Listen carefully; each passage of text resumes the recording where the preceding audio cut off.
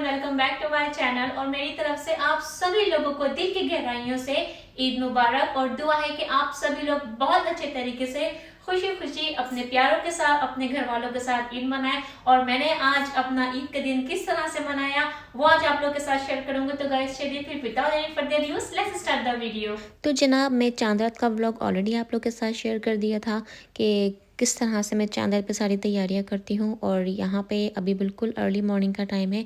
हमारे पास यहाँ San Francisco में ईद की जो नमाज़ थी वो 9 o'clock पे थी। तो अभी यहाँ पे 8:15 8:20 का टाइम है और मेरे हस्बैंड और अयान जा रहे थे ईद की नमाज़ के लिए। अच्छा, पहले मैं भी ना काफ़ी दफ़ा ईद की नमाज़ अदा करने के लिए मस्जिद गई हूँ और बहुत अच्छा लगता है क्योंकि यहाँ पे ख़वातीन के लिए, लेडीज़ के लिए एक अलग से पोर्शन होता है। आप वहाँ पे जाके आराम से ईद की नमाज़ अदा कर सकते हैं।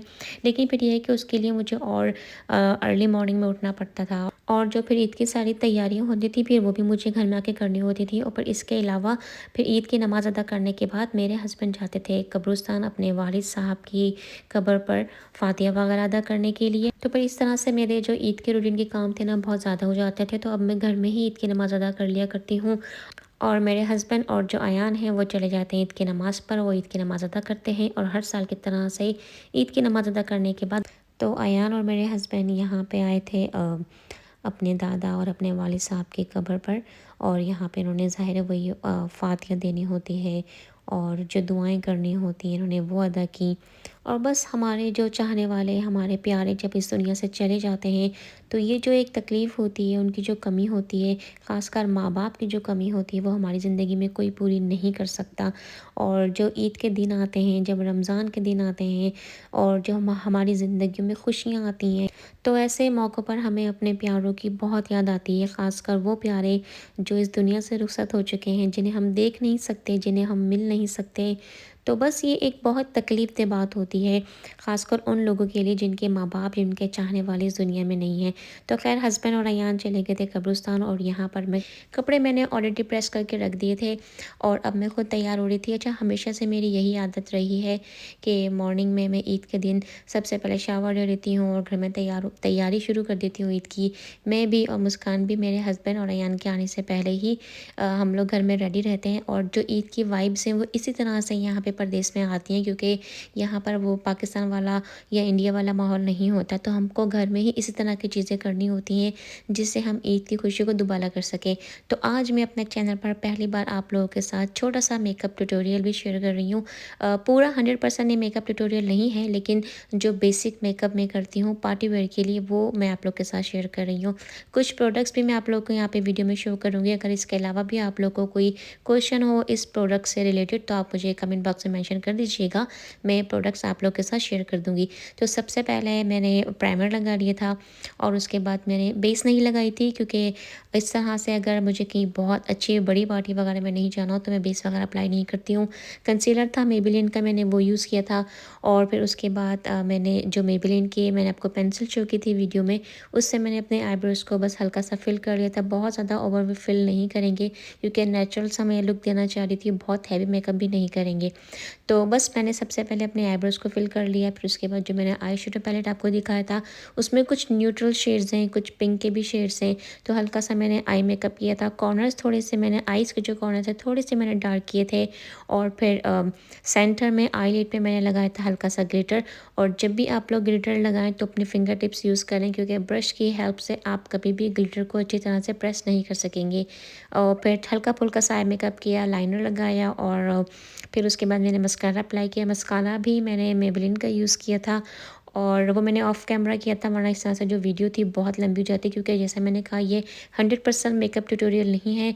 ईद की रूटीन शेयर कर रही हूँ तो सब चीज़ें बहुत जल्दी आप लोग के साथ शेयर कर रही हूँ।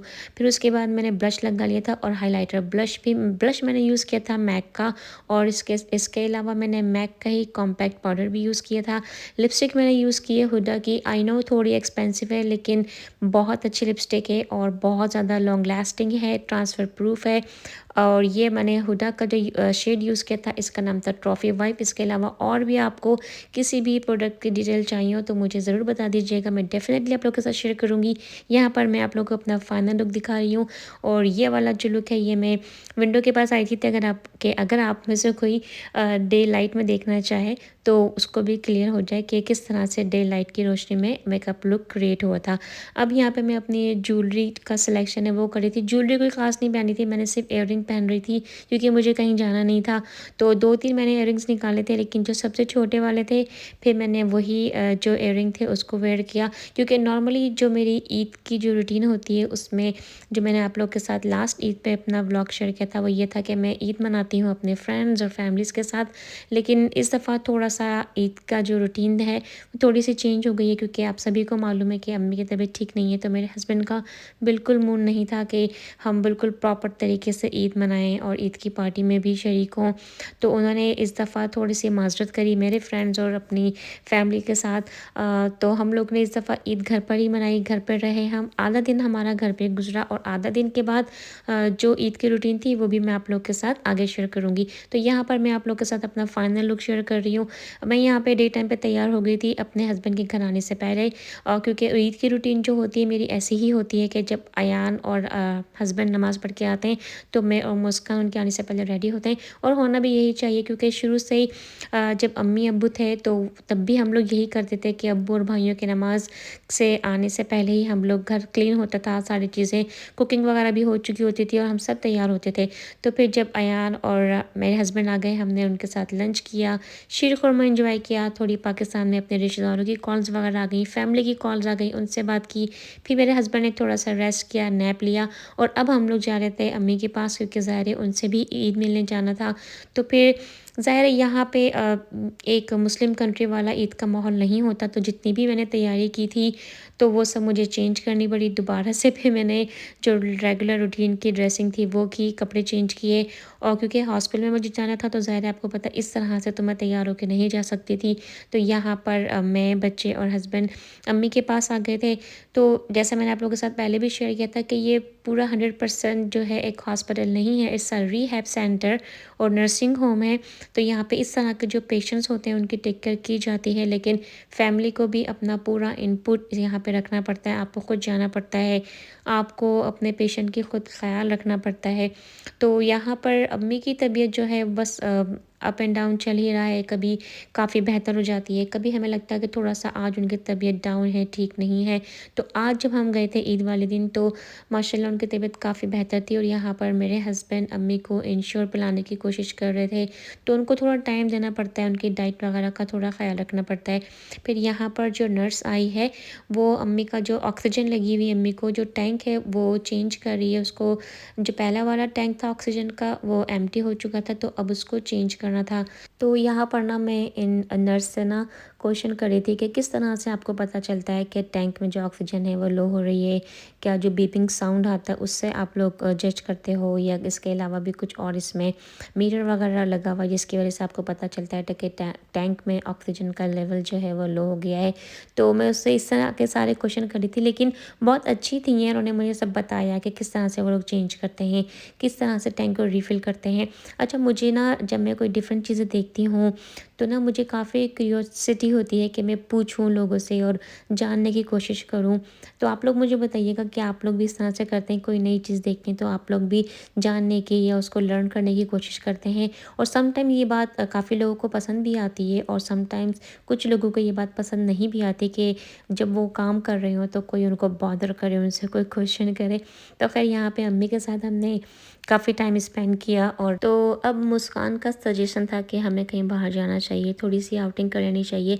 अच्छा, यहाँ पर मैं आपको ना केबल कार की कुछ क्लिप्स शो कर रही हूँ जो सैन फ्रांसिस्को में बहुत ज़्यादा फेमस है। लोग केबल कार को देखने के लिए, इसकी राइड करने के लिए बहुत दूर से आते हैं और जो टूरिस्ट हैं उनके तो ये बहुत एक फेवरेट जो है अट्रैक्शन है। इसके साथ साथ यहाँ पर मैं आपको और भी क्लिप्स शेयर कर रही हूँ आप लोग के साथ। तो ये है लॉम्बार्ड स्ट्रीट और ये भी वर्ल्ड फेमस जगह है जहाँ लोग बहुत खुशी के साथ आते हैं और इसको देखने के लिए लोग इतनी दूर दूर से आते हैं। तो इसकी जो खासियत है इस स्ट्रीट की, जैसे आप देख रहे हैं ये पूरी जो स्ट्रीट है ये जिग जैग शेप में है और आप यहाँ पे ड्राइव कर सकते हैं, यहाँ पे आप वॉक अराउंड भी कर सकते हैं। और यहाँ पे जो घर बने हुए हैं, यहाँ पे रेगुलर हाउसिंग भी है, यहाँ पे अपार्टमेंट बिल्डिंग्स भी हैं, यहाँ पे कॉन्डोज भी हैं। और ये सैन फ्रांसिस्को की बहुत एक्सपेंसिव जगहों में से एक जगह है। यहाँ पे घर बाय करना, अफोर्ड करना बहुत बहुत बहुत मुश्किल है, क्योंकि ये पूरी जगह जो पूरी स्ट्रीट है Lombardi street, it's a very expensive area in San Francisco. तो इसी तरह की जो सैन फ्रांसिस्को में बहुत ज़्यादा अट्रैक्शन चीज़ें हैं वो मैं आप लोग के साथ शेयर करती रहूँगी आगे व्लॉग्स में भी। और कुछ चीज़ें मैं ऑलरेडी आप लोग के साथ शेयर कर चुकी हूँ। तो हम लोग थोड़ी देर के लिए यहाँ पे आ गए थे। वेदर इतना अच्छा नहीं था, बहुत ज़्यादा कोल्ड थी और विंड भी बहुत ज़्यादा थी। आपको वीडियो में नहीं लग रहा होगा, लेकिन मैंने इतना थिक स्वेटर पहना था, उसके बावजूद भी मुझे बहुत ज़्यादा कोल्ड फील हो रही थी। अच्छा जी, तो लॉम्बार्डी स्ट्रीट पे वॉक करने के बाद हम यहाँ पे आ गए थे जेलाटोस के आइसक्रीम को एंजॉय करने के लिए। और ये भी सैन फ्रांसिस्को की मशहूर आइसक्रीम पार्लर्स में से एक शॉप है, जहाँ की आइसक्रीम बहुत मज़े की होती है। आइसक्रीम एंजॉय की, फिर उसके बाद अब हम जा रहे थे डिनर करने के लिए। अच्छा, डिनर करने के लिए हम आए थे चटनी। अच्छा, यहाँ पर मैं आप लोगों से एक बात क्लियर कर दूँ, यहाँ का खाना मुझे बहुत पसंद है और खाना है भी बहुत अच्छा। लेकिन असल में जो रेस्टोरेंट है और जो आसपास का इसका एरिया है वो इतना क्लीन नहीं है, और कुछ जगह भी इतनी ज़्यादा अच्छी नहीं है। लेकिन अक्सर हम लोग जब यहाँ से करीब होते हैं, सैन फ्रांसिस्को डाउनटाउन से करीब होते हैं, तो हम लोग यहाँ पे स्टॉप बाय हो जाते हैं और यहाँ पे हम लोग खाना एंजॉय कर लेते हैं।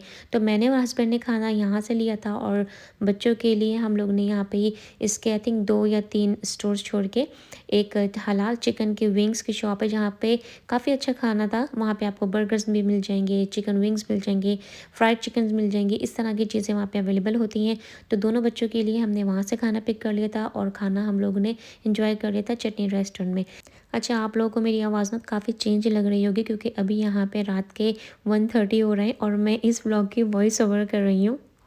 तो फ्रेंड्स, ये था आज का व्लॉग। आई होप कि आपको वीडियो पसंद आई हो। व्लॉग अच्छा लगा हो तो लाइक जरूर कीजिएगा। चैनल पर नए हैं और वीडियोस भी अच्छी लगी है तो चैनल को सब्सक्राइब जरूर कीजिए। अपना बहुत ज्यादा ख्याल रखें। नेक्स्ट व्लॉग में एक अच्छे से नए कंटेंट में आप सभी लोगों के साथ बहुत जल्द मुलाकात होगी। अल्लाह हाफिज।